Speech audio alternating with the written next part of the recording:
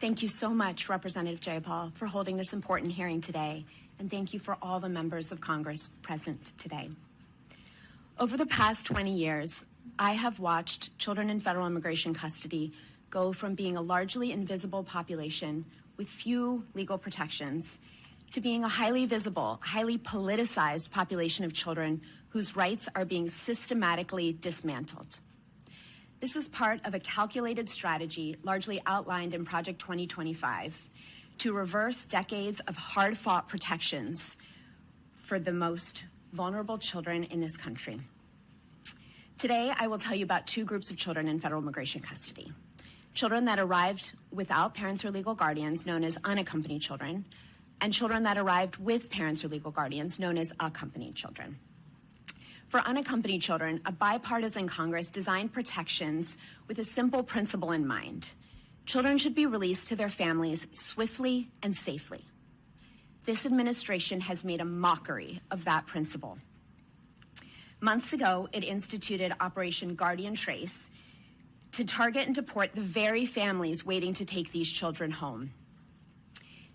As of November of 2025, nearly 3,000 parents and caregivers have been arrested as part of this operation.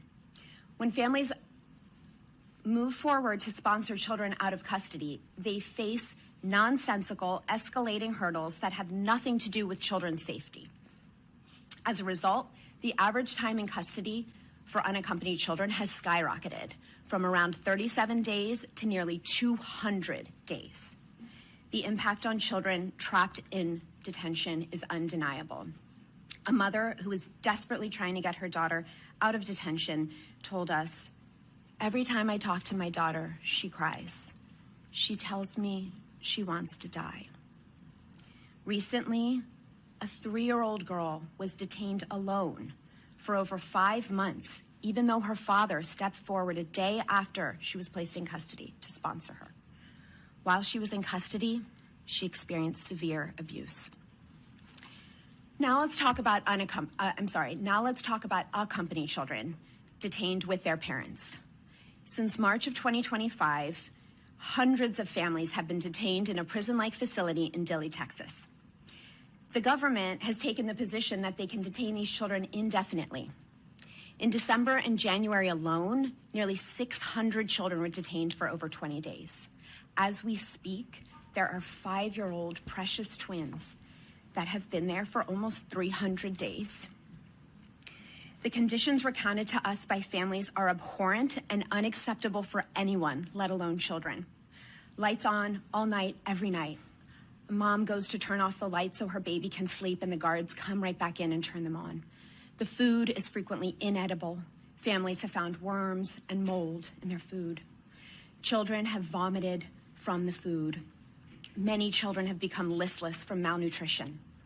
And when children get sick in these conditions, care is often delayed or denied entirely. A 9-year-old was denied his asthma inhaler until after he suffered 2 severe asthma attacks, and a 2-year-old endured high fever and diarrhea for 11 days before being transferred to a hospital for appropriate medical care. The psychological toll is devastating. Children hit themselves in the face or repeatedly throw themselves on the floor in desperation. Children who had been fully potty trained begin wetting themselves again. When a distraught 7-year-old was crying incessantly, he was given psychotropic medications which only worsened his symptoms. Teenagers describe intense depression, nightmares, panic attacks. At least 2 youth have tried to kill themselves. Beyond the deprivation, there is cruel control. Staff have searched rooms, confiscated children's drawings. When a detained mother who is a pastor tried to bring families together in prayer, the guards came and yelled at them and forbid them from praying.